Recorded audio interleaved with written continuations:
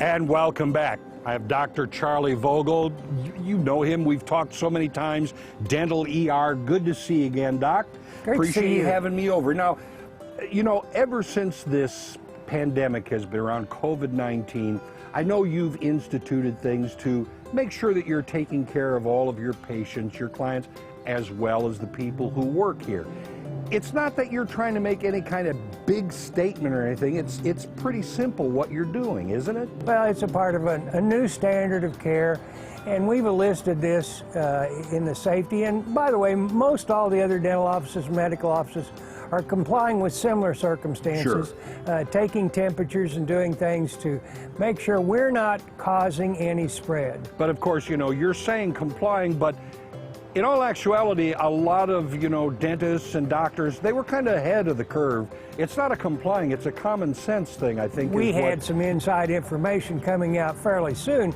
The sad thing is there was so much confusion in the general public that it was kind of queried what to do, and then it started up in New York City, and we didn't really think we had a problem here in the Midwest, although we closed down for 6 weeks, when apparently we didn't even have a huge problem here. And now our problems here are getting larger. In your opinion, is it more of kind of a common sense approach or a caring for your neighbor kind of approach? I think it's more about caring for other people. The whole thing is when you put a mask on, the majority of that mask is to protect other people. You get a little bit of protection from it, but it's protecting other people. So if you go to the supermarket and you don't have a mask on and you cough on the fruit, and some lady comes along, she picks up the fruit, she takes it home where her mother's living with her, and her mother ends up with COVID and in the hospital for 20 days. That's a really sad situation just because of the fact that somebody wasn't courteous enough to put this mask on and protect the other people they were coming in contact with. So a lot of it is a combination of courtesy and common sense.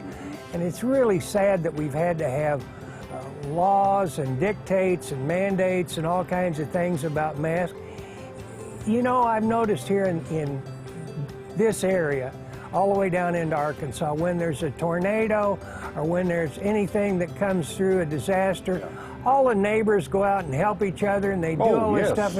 They're a very kind and giving people, and that's what wearing a mask is about. It's about being kind and giving and caring about your neighbor and just goodwill. I mean, you know, if you're going to help somebody clean up their yard with a chainsaw, gosh, you could surely put a mask on once in a while. We were talking a little bit earlier. You started to talk in terms of seat belts, helmets for motorcycle riders, and you really can't lump those together, can you? No, it's a whole different area. Those were to protect the rider or the driver or something, so it was all about me. This isn't about me. This is about your friends, your neighbor's grandmother, and anybody else that has any kind of a weak immune system or something that's going to be more susceptible to this. It may not even be directly about you or the person you come in contact with. It's the person that he or she comes in contact with later. So, you know, I think it's so important that we just do some common sense things.